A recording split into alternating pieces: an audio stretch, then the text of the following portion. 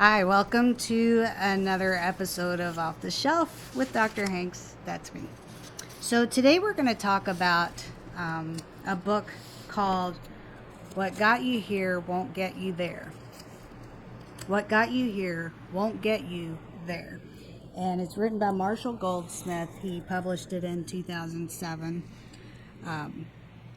He basically, what he's saying is whatever you did to secure the where you are right now in life, chances are some of the stuff you did may help you get to your next point where you want to be in life, but a lot of what you did to get here will not. Whether you consider yourself a success or a failure, you can look at all of the things you did to get where you are. And at this point, aging is a blessing because we have the opportunity to choose, to kind of reassess and choose, okay, what worked, what didn't, and where do I want to go from here. Now, Marshall Goldsmith, the interesting thing about him, one of the reasons I love his books, and you can see, I actually read this book a long time ago, like 2007. I have all these little flags and post-its and stuff, and I've got notes handwritten everywhere. I mean, this is a really great book packed with a lot of information. But he is actually, if you're familiar with the Louisville area, he is from Valley Station.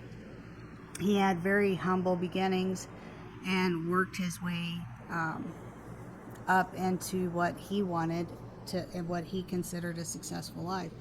And actually, when I read one of his first books many years ago, I sent him an email because I was so interested in the topic. And I sent him an email and mentioned that I was from this area. I was familiar with Valley Station. And he actually responded. He was in, I want to say, Thailand at the time, but he responded to my email. So he's a very down to earth, very humble man. And what he does is he does a 360 feedback kind of program where he either a leadership team will call him in to work with someone that they want to grow in the company, or sometimes the person themselves will say, look, I'm really successful in these areas, but I want to improve in these. So he has real life examples. That's where I'm going with that. He has real life examples. These are real people. These are issues and conversations and stories that he has actually collected and done over all of these years. And so I trust him. I trust what he says and what his thoughts are.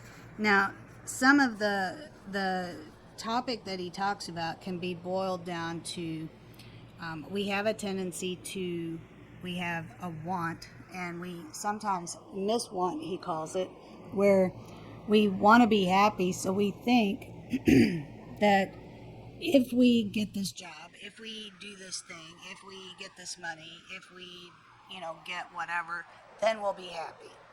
And so when we're choosing, we have the underlying goal is we want to be happy, but we don't always define it that way. What we define it as is I want this job, or I want this much money, or I want this in my bank account. And then we also forget that we have a lot of choices of how to achieve what we want. And he uses the example of a sweater. So you want a sweater. And so that is your want, is you want a sweater. Well, then you have choices, because then you have, a million and one different sweaters to choose from. Colors, fabric, brand, maker, cost, all of these different things go into your decision on how to get what you want. You want a sweater? Well, then you can even back that up a little bit and say, well, do you really want a sweater, or do you just want to be warm? Because if you want to be warm, that opens the door of opportunity for even more choices. So do you really want a sweater, or do you just want to be warm? And then how do you choose to satisfy that? So a lot of the things that we do, our behaviors and our choices in life, we have a misguided understanding of what it is that we want, and then how we choose to achieve that. And he talks about how we can even get obsessed with goals, and I think this is a challenge for me. I'm always have a goal, always have something that I want to be doing or something I want to be working on.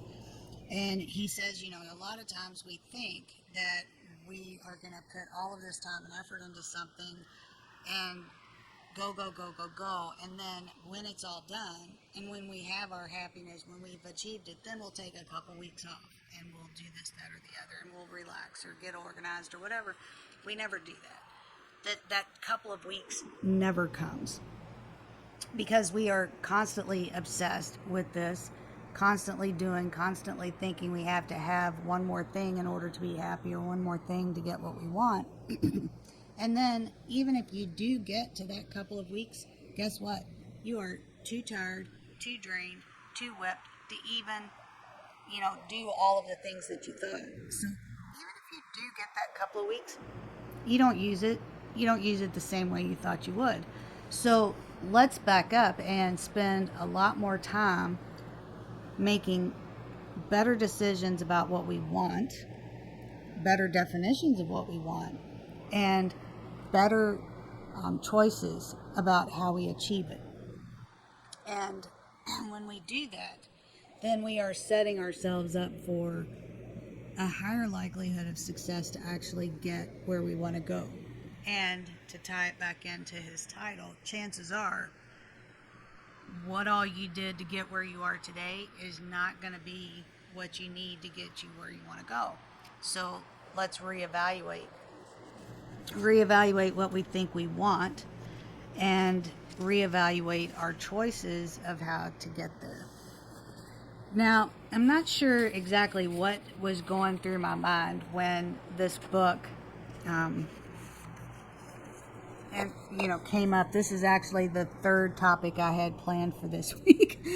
I've had two before this one, and this one just hit me actually yesterday. And I don't always know why certain ideas come to me when they do, but I try to act on them because I'm hoping that there's someone listening to this right now who, for whatever reason, needed to hear this. And so I want to make sure that I kind of follow my intuition and put that in. I think it is critically important that we look at all of our behaviors and look at all of our successes and failures, and we decide, where do we want to go from here? How did we get here? What will be useful to carry on that journey? What will be useful to not carry on that journey? And we have that opportunity every single day, every single moment to do. But here's what I want to leave you with. I opened up to a page, and actually, to be honest, the page didn't even have a flag or a post-it note on it. I had underlined some things, and the underlined is what caught my attention, but I hadn't even flagged this among all the other parts that I had flagged. He tells a story about these monks. So these two monks are walking along to the monastery, and they come across a woman. She's in a wedding gown. She's crying. And they stop and ask her what is wrong. And she needs to get to the chapel. And unfortunately, there's a stream of water there. And she can't get across the stream without getting her dress all wet and dirty and muddy. And so she's crying. She doesn't know how she's going to make this happen. So the monks now, they are prohibited from touching women. So the one is like, well, we can't help you. There's nothing we can do. The other monk just picks her up, takes her over, crosses the stream, sets her on the other side. Okay, so we have this monk who he just took a couple of minutes. Yes, he broke a rule. carried her across the stream, put her on the other side. Now, this infuriated the other monk that was with him. How could you do that? Why did you do that? We're not supposed to do that. Blah, blah, blah. Carries on. And as they continue their walk to the monastery, the second monk, he's just constant, just going on and on and on about the fact that the first monk picked up the girl and carried her across the stream. So they get back to the monastery, and they go their separate ways to, rest or do whatever. And so the first one that carried the woman, he's taking a nap. And when he wakes up, the other monk is still carrying up. How could you do that? How could you, do that with that woman? How could you pick up that woman? Blah, blah, blah. And the guy's like, what woman? And he says, you don't even remember you carried that woman across the stream, and we're not supposed to do that, so this guy's just going on and on. And the monk said, you know what? I carried that woman across the stream, and I left her there. You have carried that woman all the way back to the monastery. So, and I don't know exactly why this struck me, but where in your life are you either hanging on to something instead of leaving it at the stream? Just leave it at the stream. Did it, done, not sorry, over with, forget it. Leave it at the stream. Where are you actually being both of those people and not allowing yourself to just move on? Leave it at the stream, move on. And another way to look at it is, I'm curious to know how many of us are actually that second monk that won't let the other person forget or leave it at the stream.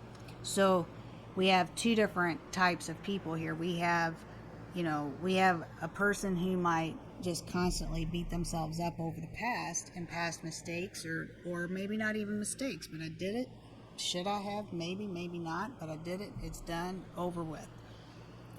And then also, I would encourage you to think about, in what ways are you continuing to carry that burden and carry that story and carry that mistake or carry that failure for the other person, even though they are trying desperately to forget about it and move on, but you keep bringing it up. So there's a lot to unpack in this book, and I have a feeling that I will come back to it because I'm running out of time to talk about this today. But to wrap it up, let's just say you have a choice now to decide what you want, why you want it, and then how you choose to achieve that. And not to be so wrapped up in your obsession with getting this that you are not present and do not pay attention to what is around you now.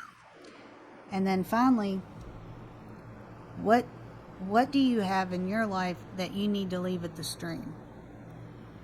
Is it something you did that you're beating yourself up over, or is it something that someone else did that you are continuing to beat them up over? What can we leave at the stream? Bad practices, bad behaviors, mistakes, failures, leave it at the stream. For you, for others, for everybody. Leave it at the stream. Make a choice of how you're going to move forward, what you want, where you're going to go, and how you're going to get there. What do you need to leave at the stream today? See you next week.